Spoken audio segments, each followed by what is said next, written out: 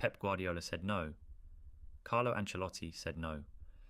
And 16 days later, the two men Italy hired to fix its national team quit in disgust. This is the story of how Italian football, the country that once brought the best players on earth, broke its own coaching search so badly that missing the 2030 World Cup already looks like the most likely outcome.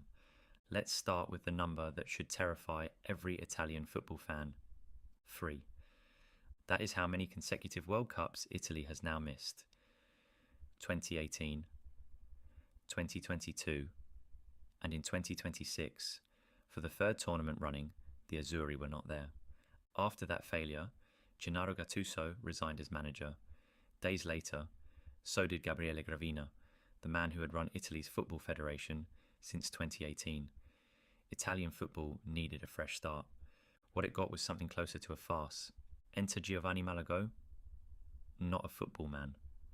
The former president of Italy's Olympic Committee, elected FIGC president with 68% of the vote, beating out Federation veteran Giancarlo Abete. His first major decision would define his presidency in exactly the wrong way. To rebuild the national team, Malagò turned to a name every Italian fan trusts: Paolo Maldini, Serie A and AC Milan legend, appointed technical director, with his old teammate Leonardo brought in as his advisor. Their job: find the next manager of Italy. They aimed as high as it gets. Maldini and Leonardo flew to Barcelona and personally pitched Pep Guardiola, arguably the greatest coach of his generation. After nearly a week of consideration, Guardiola said no. Not about money. Reportedly, he simply wanted time with his family after an exhausting, era-defining decade at the top of the game. So they turned to Carlo Ancelotti, a 4-time Champions League winner, an Italian icon. Ancelotti said no as well. He was staying in Brazil, where he had already led the Selecao to the World Cup round of 16. Two of the biggest names in football, 2 rejections, so Maldini pivoted to an old friend, Andrea Pirlo, his former Milan teammate, then managing in Dubai. Pirlo said yes almost immediately. For a moment, Italy had its man. Then Giovanni Malagò stepped in personally and vetoed the appointment. The reason? Pirlo had commercial ties to Fonbet, a Russian betting company blacklisted by Italian authorities, and to a Russian businessman named Sergei Lomakin. Pirlo insisted the relationship was, in his words, strictly commercial and sporting in nature. Malagò didn't care.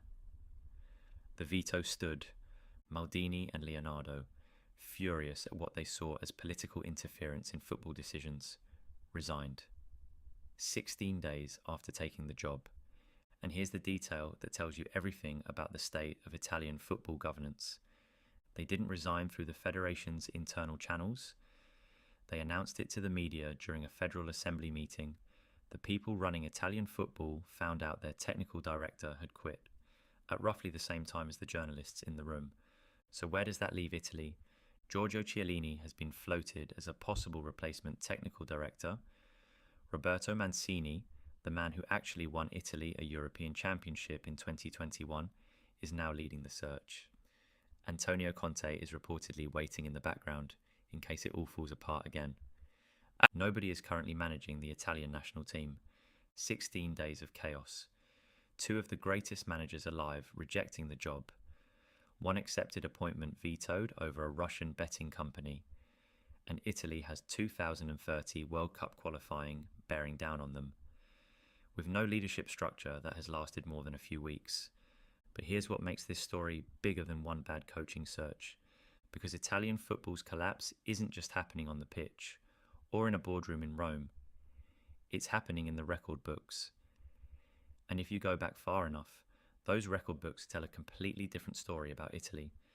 Rewind to 1990. Roberto Baggio moves from Fiorentina to Juventus for £8 million, a world record transfer fee. Riots broke out in Florence. That's how much it mattered.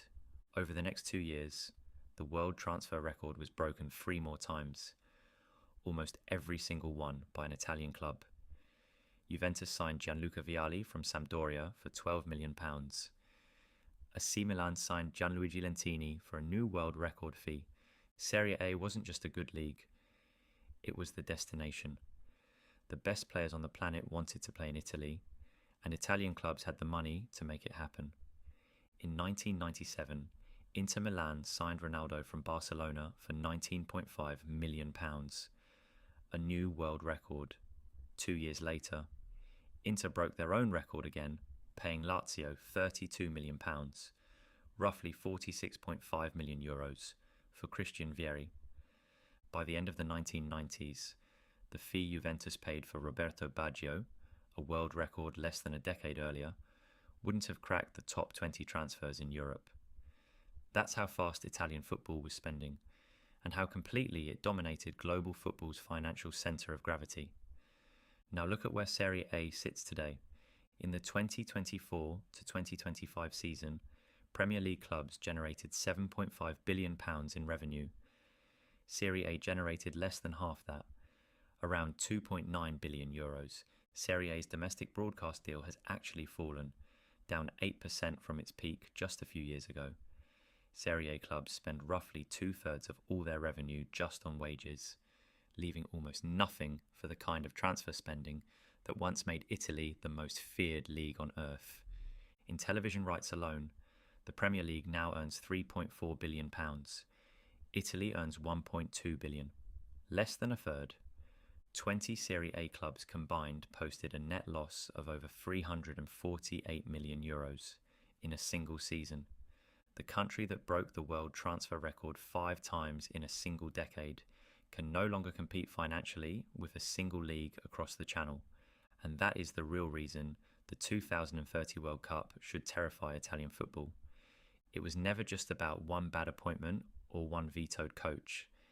Italy's national team is being run by a federation that just proved, in full public view, that it cannot even complete a single coaching search without collapsing into chaos, sitting on top of a domestic league that has fallen from the richest, most glamorous destination in world football to financially a distant third or fourth in Europe. You cannot out-recruit your way to a World Cup when the 2 best available managers on earth both turn you down. And you cannot outspend your way there when your league generates less than half of what your closest rival does. Here is the stat you stayed for. In 1999, Serie A clubs held the world record for the most expensive transfer on the planet. In 2026, the Italian Federation could not keep a technical director in his job for even 3 weeks. That is not a coincidence. That is a straight line from financial dominance to financial irrelevance. And Italian football is running out of time to redraw it before 2030. Subscribe to Pitch Deck Report. Every week we find the story behind the scoreline, the business behind the beautiful game.